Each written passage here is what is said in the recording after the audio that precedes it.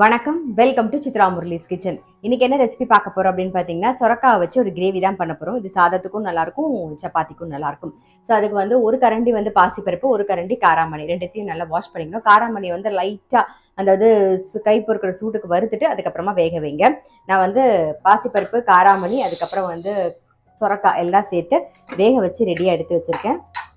பாருங்க, வெந்து ரெடியாக இருக்கு. ஸோ இந்த பக்கம் வந்து கற்சட்டியில் எண்ணெய் விட்டுருக்கு, அது நல்லா காஞ்சிடுது. அதில் வந்து சீரகம் 2 கிராம்பு, ஒரே ஒரு பட்டை, பிரிஞ்சி இலை ஒன்றே ஒன்று,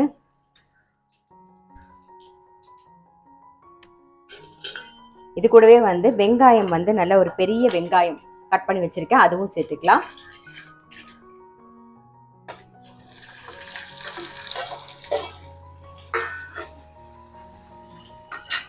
அப்புறம் இஞ்சி பூண்டு விழுது அதை சேர்த்துருவோம்.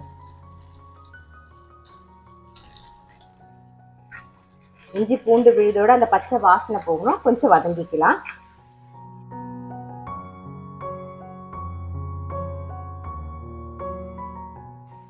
வெங்காயம் வதங்கிருக்கு.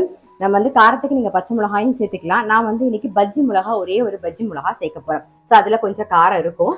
ஒரே ஒரு பஜ்ஜி மிளகா, அது கொஞ்சம் வதங்கட்டும். பஜ்ஜி மிளகா வதங்கிருக்கு. 2 தக்காளி மீடியம் சைஸ்ல பொடியா கட் பண்ணி வச்சிருக்கேன், அதை சேர்த்துக்கலாம்.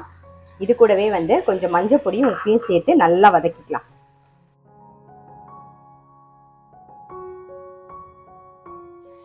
தக்காளி வதங்கிறதுக்கு உப்பு சேர்த்துருக்கோம். ஏற்கனவே நம்ம வந்து அந்த காராமணி அதுக்கப்புறம் பருப்பெல்லாம் வேக வச்சோம் இல்லையா, ஸோ அதுலேயே வந்து கொஞ்சம் உப்பு போட்டிருக்கோம். அதனால உப்பு மாத்திரம் பார்த்து போட்டுக்கலாம். கொஞ்சம் கருவேப்பிலையும் இப்படியே சேர்த்துருவோம்.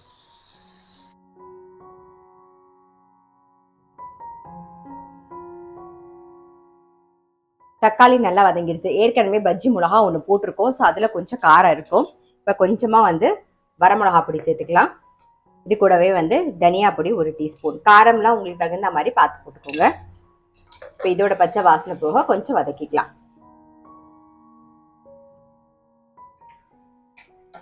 தக்காளி நல்லா வதங்கிட்டு நம்ம காரமும் போட்டு அதுவும் நல்லா பச்சை வாசனை போக, அந்த மிளகாப்பொடி பச்சை வாசனை போக வதங்கியாச்சு.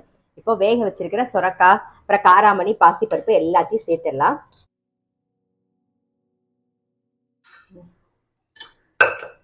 இது வந்து ரொம்ப கம்ப்ளீட் மீலா இருக்கும். அது மட்டும் கிடையாது, ரொம்ப டேஸ்டா இருக்கும். நல்ல ஒரு சுட சாதத்துல நெய்யும் விட்டு இதை பிசைஞ்சு சாப்பிட்டீங்கன்னா அவ்வளோ நல்லா இருக்கும். இதுக்கு தொட்டுக்கிறதுக்கு வந்து நீங்க சுட்டு அப்பளம் வச்சு தொட்டு சாப்பிட்டு பார்த்தீங்கன்னா அவ்வளோ நல்லா இருக்கும். அப்படியும் இல்லைன்னா ஒரு காரக்கறி ரொம்ப சூப்பரா இருக்கும். இப்போ இது நல்லா ஒரு கொதி வரணும். இதுலயே வந்து கொஞ்சமா வந்து கரம் மசாலா பொடி சேர்த்துக்கலாம். நாம ஏற்கனவே தாளிச்சிருக்கோம், இருந்தாலும் ஒரு சிட்டிகை கரம் மசாலா சேர்க்கிறேன் நான். இது கூட காஞ்ச வெந்தய கீரை இலை அதையும் சேர்த்துறேன். சேர்த்து ஒரு கொதி, கொத்தமல்லி நல்லா சேர்ந்து ஒரு கொதி வரட்டும். எல்லாம் நல்லா கொதிச்சிருக்கு. இப்போ மேலாக கொத்தமல்லி தூவிடுவோம். அவ்வளோதான். அப்படியே ஒரு மிக்சிங். நம்மளுடைய சுரக்காவும் காராமணியும் போட்ட ஒரு கிரேவி வந்து ரெடி. இதில் எப்பயும் சொல்கிற மாதிரி மேலாக ஒரே ஒரு ஸ்பூன் நெய், அவ்வளோதான். நெய்யோ வெண்ணெயோ எது இருந்தாலும் நீங்கள் போட்டுக்கலாம். ஸோ ஆஃப் பண்ணிடுறேன். ரொம்ப ரொம்ப டேஸ்ட்டாக இருக்கும் நம்மளுடைய சொரக்காவும் காராமணியும் போட்ட கிரேவி. இது சப்பாத்திக்கும் நல்லாயிருக்கும், சாதத்தில் பிசைஞ்சுக்கிறதுக்குமே ரொம்ப நல்லாயிருக்கும். ஸோ ட்ரை பண்ணல இந்த மாதிரி அப்படின்னா கண்டிப்பாக வந்து ட்ரை பண்ணி பாருங்கள். நான் அடுத்த வீடியோவில் சந்திக்கிறேன்.